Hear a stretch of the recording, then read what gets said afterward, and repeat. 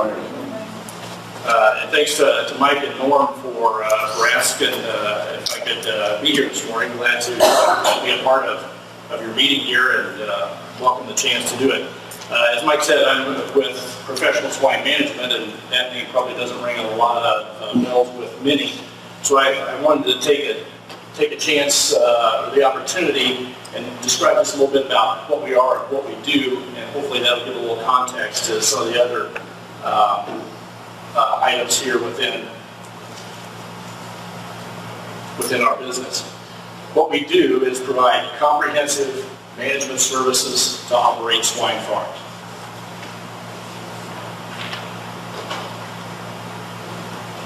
Covering production, it encompasses nutrition, feeding the livestock, feeding the animals. We have a PhD nutritionist on staff. We've got a human resources department that helps staff the farms that we work with.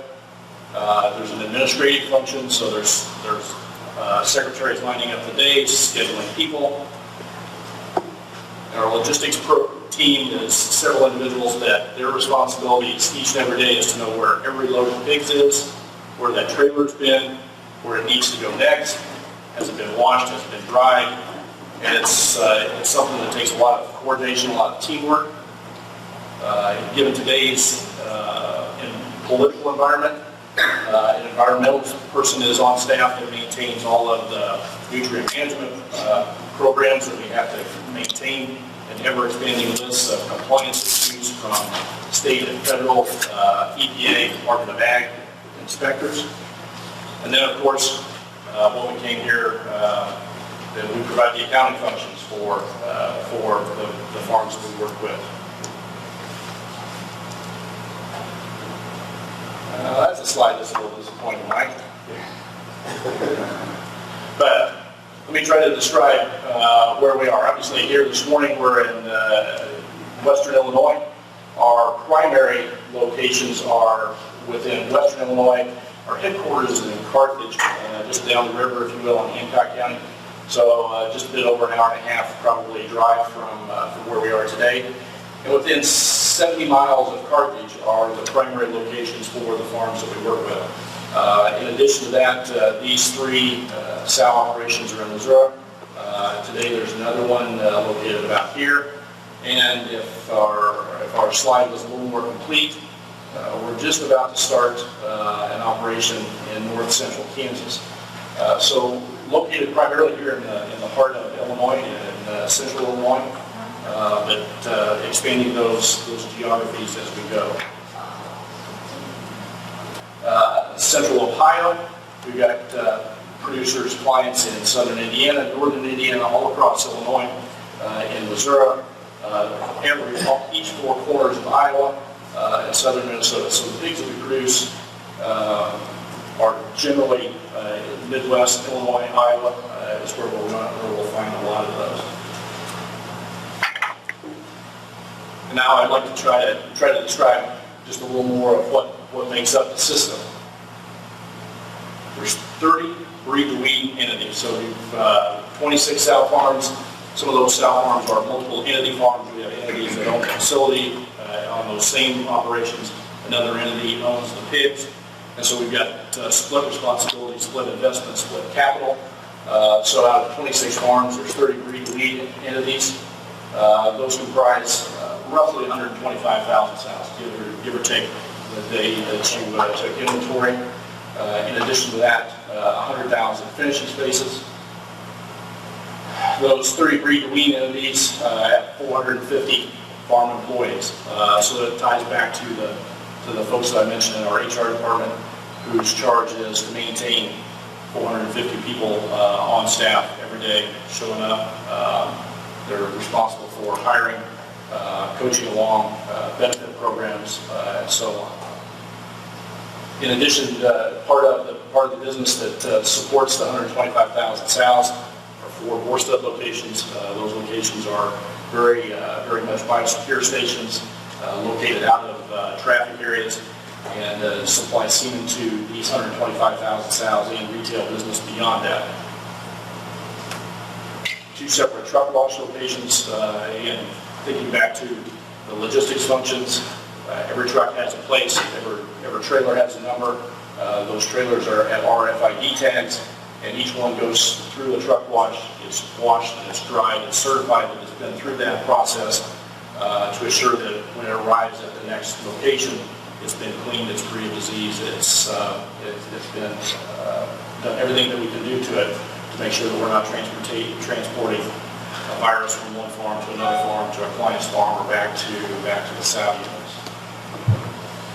And this is all made up of roughly 180 owners. And our business model has been that a limited number of owners own one of the breed-to-wean entities, and that's a 5,600 to 6,000 sow farm that's owned by 3 to 5 to 15 perhaps owners. And so we answer to those 180 owners who have entrusted us to manage their sow farm. They in turn take those 3-week-old, 21-day-old pigs back to their locations, back to their farm, and feed them out. It's a model that's been very successful. We have an incredible number of core owners who have a significant land base perhaps, are tired of or have dealt with issues of labor and maintaining a sow herd, and said, you know what, we're just as happy to let somebody else have that segment of the business and those headaches, and we'll just take the pigs at 3 weeks old. And so we, the 180 owners of these farms are what make up who we answer to. Those are people that hire us and engage professional swine management to take care of their farm. Now, how do we use FBS to do all of those functions? And I've broken them down into 4 different segments. A construction process is where it begins. A typical project for us is a greenfield site. We start with 20 acres, 25 acres perhaps. It's a cornfield today, and a year from now we're going to put a hog farm on it. And we've, over the number of years that we've done this, we've essentially become somewhat of our general contractor. All of the contracts, all the suppliers deal with us. We deal with the plumbers, with the electricians, with equipment providers. And so the construction process, while it's very labor intensive on the field, obviously, it is something that we rely on FBS to help us out. And we'll talk about that here in just a bit.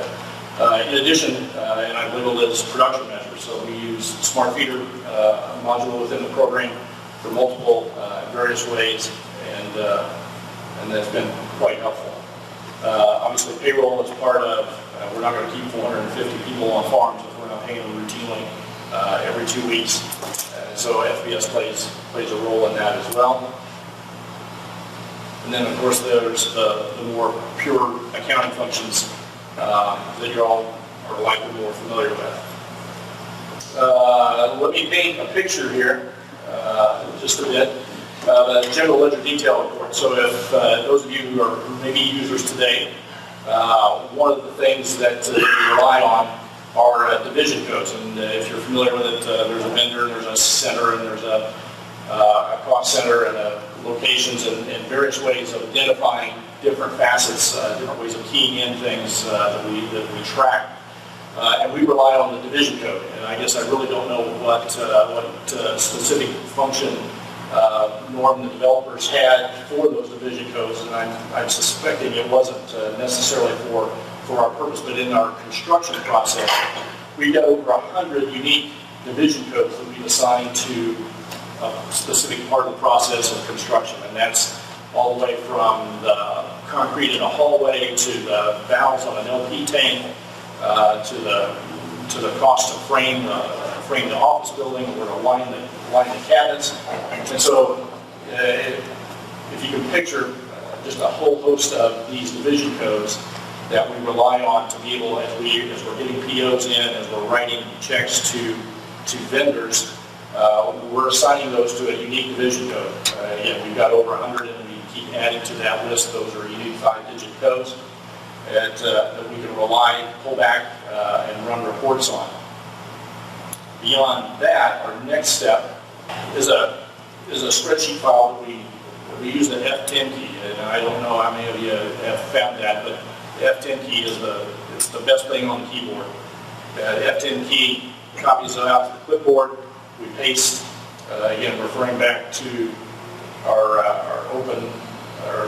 general ledger account, dumps out into the spreadsheet. It's sorted to each of those division codes. It ties back to a PO that's a part of the spreadsheet, and that automatically updates where our actuals are, where our budget was. You see that on those division codes, they each got a name, they each got a number, and those get dumped out into to a spreadsheet that we've got our budget on. We've got what our actual spending has been. We know what the variance is, how much we've got to spend, and hopefully we get to the end of the project and our budget number equals our actual number, equals our purchase orders. And we've got a person who just basically, this is a full-time job, is to monitor, keep this up, work with vendors on purchase orders, and keep this online. I mentioned production information also is a key place, way we use FBS. And again, through the Smart Feeder program, we've got all of our finishing inventory that we follow. There's a small segment of that's a continuous flow production model, but by and large, the most significant part of it is a group closeout situation. And those closeouts are a very important part of what we are able to provide back to the owners of these pigs, back to the management within our group. And so we've got that data that's been captured in FBS through the Smart Feeder program of inventory, death loss. It captures feed, costs are accumulated to that. We've had a program custom built that we're not dumping data out. Our internal programmer has gone in and reads the FBS database and comes out with a real good summary report that has the dates of information on mortality closeout, so we know how many pigs died, what the percentage was. It gives us something about what the cutouts were, what their percent lean was. We've got inventory information, how many have began, what their weights were, how many are on the way out. And then it's supplemented, obviously, then with financial information of income items, expense items, and then net profit for that group. And each group that goes through the system would be associated with a closeout like this. Supplementing that financial, that production closeout are things that are just more of a biological nature, of a production nature, and it's converted into a statistical process control charts. So these are two examples. One of them is mortality, the other is average daily feed intake. There's probably 6 or 8 other biological measures that we could talk about here, but they would look much like this. And then the program has the ability to run based on segments set up within the group setup feature. So where the pigs came from, are they terminal pig, are they a 337, or are they a 327? Maybe by genetics, by weed to finish flow or nursery to finish flow, different combinations of those are all able to be rolled up into this production related closeout. Beyond that, we rely significantly on what FBS calls an open group report. And it serves, for us, it serves multiple purposes. It tells us what inventories are at any point in time. It gives us an idea of inventory by grower, by group, begin dates, close dates. We use this obviously for an inventory control, so we know where pigs are, approximate end dates of when those groups should be empty. And we've also come to rely on it as we go through our process with 100,000 pigs on feed. We've got grower payments, contract grower payments. All of those facilities are rented, and so we've got a contractual relationship with our grower, and we use this to make sure that we've got pigs at that location, or maybe we don't have pigs at that location if it's a limited amount, not a long-term relationship with that particular situation. One of the, and Norman, I don't know that anybody would have expected this, but one of the things that we found about a year ago was one of the benefits that one of the things that we were able to use the Smart Feeder, the FBS program, was disease tracking. And through the slide, if you can't see it in the back, these are feeding locations set up within this particular farm's database. And each bin is identified with a location that tells us how many ton of feed that, or how many pounds of feed that bin will hold. And our feed invoices come 90% of them that we work with come electronically from the feed mill. So it's an import from an email dumped in, and it will tell us what bin each feed delivery where it happened.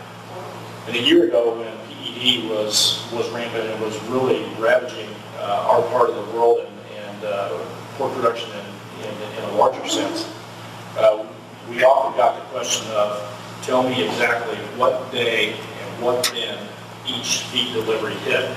And because we had feed invoices set up, we had feeding locations set up, we were able to go back and show the veterinarians very quickly what bin got what feed, and there were starting to find some patterns there that we were able to easily come up with because we had the location set up, feed invoices imported, and didn't have to touch it, and we got good information back to stakeholders in a very quick fashion.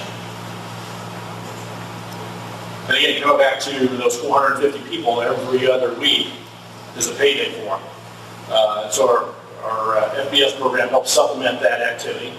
The backbone of our payroll program is a SAGE product. It's a combination of an HR program, so it's got begin dates, interviews, all kinds of HR-related things in it. Beyond that, then we import.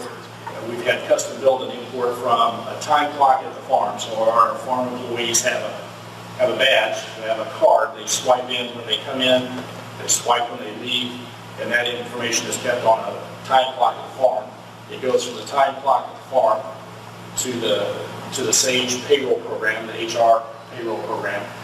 It's calculated a weekly or bi-weekly paycheck, and then that information is then posted into FBS where we're maintaining liability balances. We recognize our deposits, those sort of things from a compliance standpoint are all paid through and handled within the FBS software.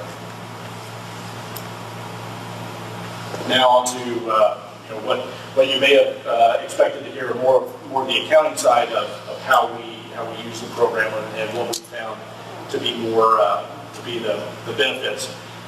And my title slide was system-wide approach.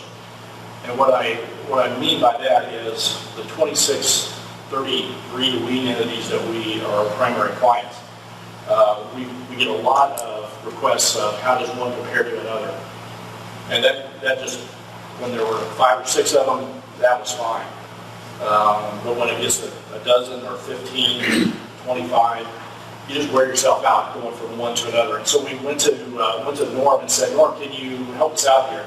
And this is a user-defined screen. And I don't know how many of you have this or use this, but this farm range is an absolute lifesaver for us. Absolute lifesaver. We can pull reports based across not only the farm that we may be working with, but we can run it wide open. There's dozens of farms within the system. We can pick and choose the 1, 5, and 10. We can run it wide open and run searches across all the farms all at once, and in a matter of moments, we've got that cross-farm data pulled out, and can get that back to management, to vet staffs, to production managers, wherever there's a need and a focus. I've set up here a couple of examples. One of them, so kind of imagine, if you will, that user-defined report that's across 20 different sow farms, and we're interested in what the cull sow weights have been by month or by week, by quarter. You just use your own imagination, and so we can real quickly line up Deerview, Eagle Point, Newport, and Lemoyne Valley, throw it into a pivot table, and we can see just exactly where those cull sow weights. Again, my illustration here is by month. We often get that question of what it is by week, and it's a very simple process. Another one that comes up quite often is what is my electrical usage, kilowatt hours per sow per month. And again, through that same process, we can drop 25 different farms onto a spreadsheet in a matter of minutes. Then you have to go to each and every farm, get out, run that report again, get out, run that report again. We spin our wheels and get nowhere. So we've got that that report is an input macro. In some cases, we get a lot of ad hoc questions, like, give me this or give me that. And so it's easy to be able to pull that in. Some common examples, again, the call sow weights, the electrical use, how much vaccine am I using, are the farms using the right proportion of ABC vaccine, and we can run that, pull that across many farms. We run cost by vendor to see if, to make sure that our vendors are in line across farms, feed disappearance, and that list would go on and on and on. The things that we can use that user-defined report with feed ranges. Another thing that's quite a time saver that doesn't happen very often, but occasionally it will. We'll have a transaction that gets out of balance. Maybe, holy smokes, how can that happen? We trail back and feed invoices every once in a while. Payroll, if something in the HR side of the program didn't quite get lined up, it'll dump an entry in that doesn't balance. Then your trial balance is off, and then things just come unglued. This key, this upper right-hand corner, print undefined entries, check that box, and all of those entries that didn't balance or were giving you a headache that you couldn't figure out or scratching your head, boom, that may not answer every one of those questions, but it'll get you a long way to doing that. And again, it doesn't happen very often. But kill sheets, sometimes the packer will have a cell in a different place, or you'll have something just a little bit out of whack that didn't quite line up. You'll come out of balance, and undefined entries is a good way to go back and be able to find that. Then, a bit of the tried and true trial balance report. It's one that we lean on within our system from a tax reporting compliance standpoint. It's very comforting from somebody who's doing the tax return with a very systematic approach to how entries are posted throughout the year across all of the farms. When you've got that net change at zero across there, that gives you quite a bit of comfort that everything's here. This is the information that I need to run with if I'm reporting on that partnership return, that corporate return, individual return, whatever it may be. This is a good place to start with. If you don't have balance here, you still got some homework to do before you can take that next step.